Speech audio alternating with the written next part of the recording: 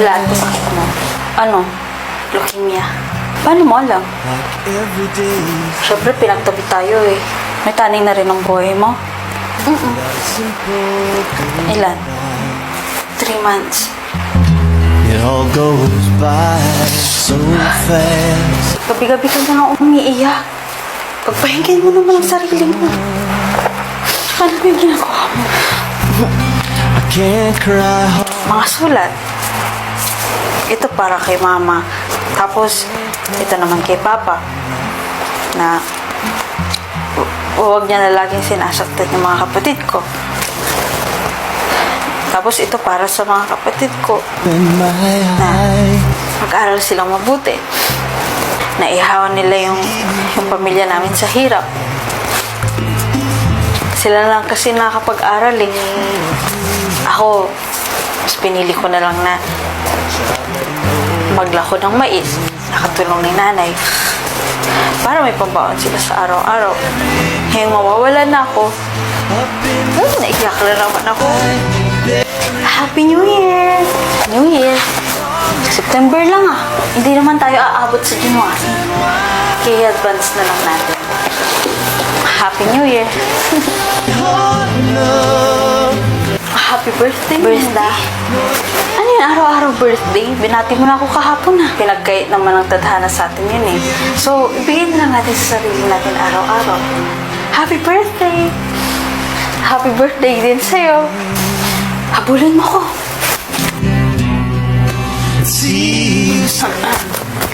Okay, class. Good morning. Wait lang.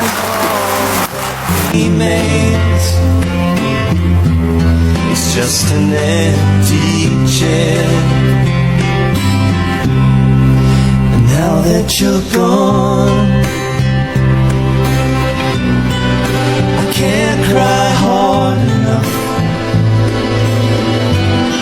No, I can't cry hard enough Good morning. Happy birthday. for you to hear me.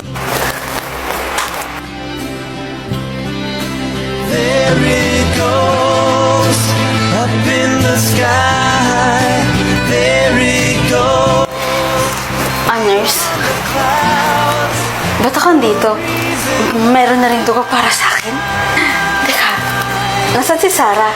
Nasa kabilang room na ba siya napapagaling, nurse?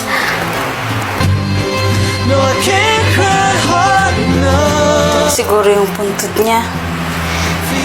Hindi ko alam kung deserve ko lahat ng to. Deserve mong mabuhay, Minda. Di na ako masyadong nagpi-POV dahil may face-to-face class na kami. Pagdating ko ng bahay, naghilamos muna ako ng mukha gamit ang My Kojic. Ito pala ang gamit ko kaya wala akong masyadong pimples.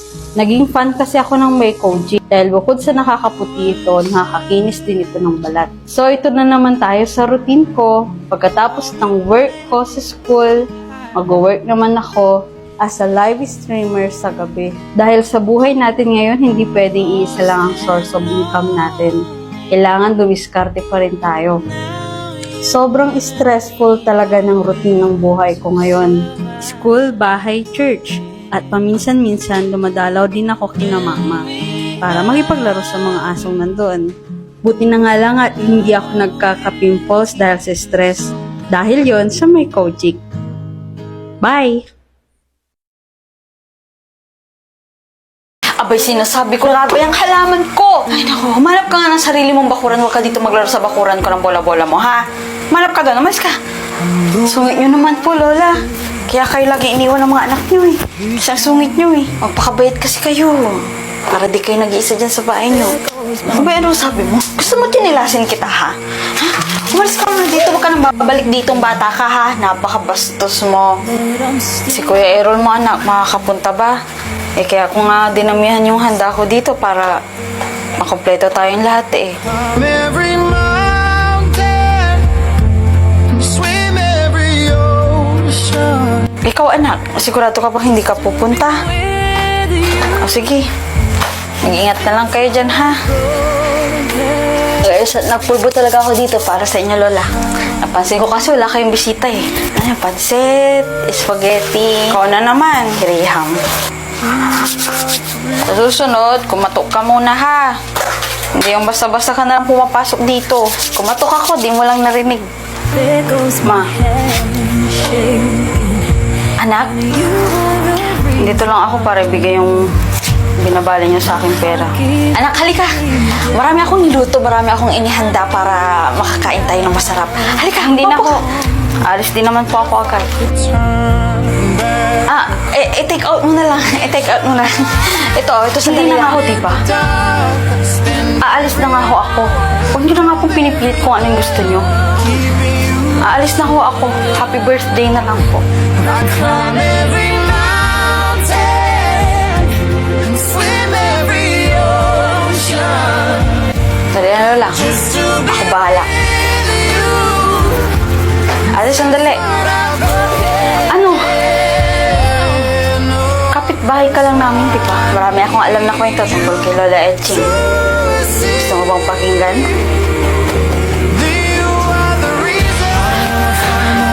Ma? Ma, bakit hindi niyo sinabi agad na may taning na ang buhay ninyo? Ha? May tani? Opo. Sinabi ko ng batang kapitbahay natin. Pero huwag kayong mag-alala, ma, ha? Mula ngayon, dito na ako titira. Climb every mountain and swim every ocean. Just to be with you. Abay, Mare, matanong ko lang.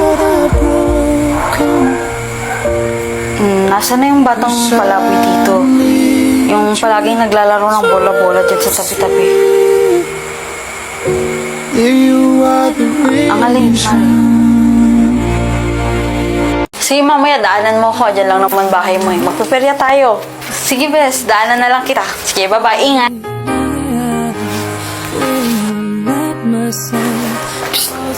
Ano yung naririnig kong perya-perya mamaya na yan? Hindi mo ba alam yung usap-usapan na aswang yung kausap mo na yan? Ano? Oo. Alam mo, narinig ko nga yung mga tanod kanina eh. Balak nilang sunugin siya mamayang gabi. Oh, teka. Di mo pa binayaran yung Betamax sa kinuha mo kahapon, ha? Beshi! Bibesya na na! Tara na, piperya na tayo! Saka na lang ako. Naglalaba pa kasi ako eh. Hindi na lang din ako pupunta. Next time na lang. Beshi, nagluto ako ng tinola. Di ba favorite mo ito? Nabanggit mo sa akin doon ng nakaraan eh. Niluto ako sa'yo. Sa'yo na lang yan. Ay, hindi ko na favorite yan. Sinigang na yung favorite ko. Sige, may gagawin pa ako eh. Beshi, hindi ka ba nagtataka? Parang may pinaplano ang barangay ah.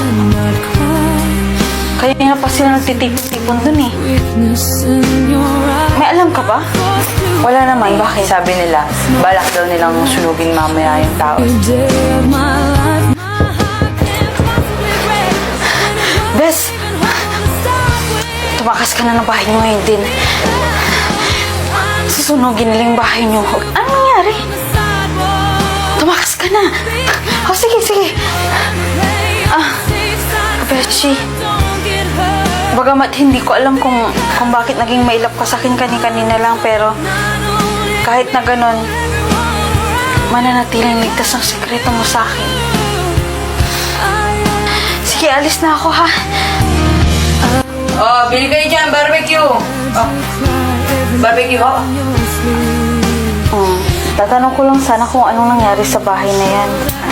Mabuti nga't sinulog na yan eh. Kasi simula nung sinulog siya, hindi na nagkaroon ng walaan at patayan dito sa baryo namin.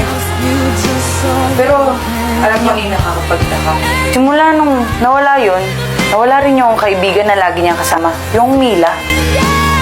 Nga pala, di mo pa binayaran Betamax sa kinuha mo kahapon ha? Nakasampuhan na eh. Ba't pa kasi ang hilig-hilig mo sa dugo? Kahit na ganun, mananatiling ligtas ang sekreto mo sa akin. At ang payo ko lang, tigil-tigilan mo ng pagkain sa mga tao.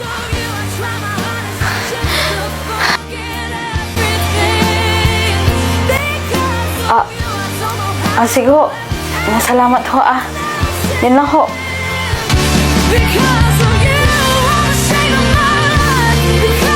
Malapit na ang first quarter exam kaya pagdating ko ng bahay, gumawa muna ako ng PQ. Ang daming nagtatanong sa akin kung paano ko napagsasabay ang pagiging content creator tsaka pagtatrabaho sa DepEd.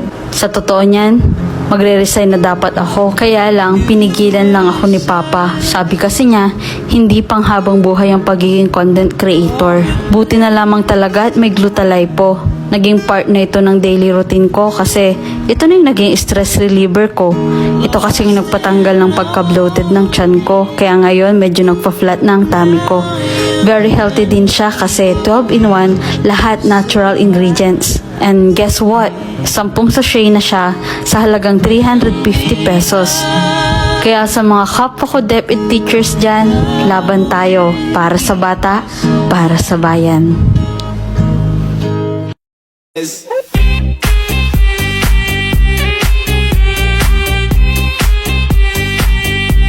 She's running through my mind all day. I'm a magician and I pull a boy box.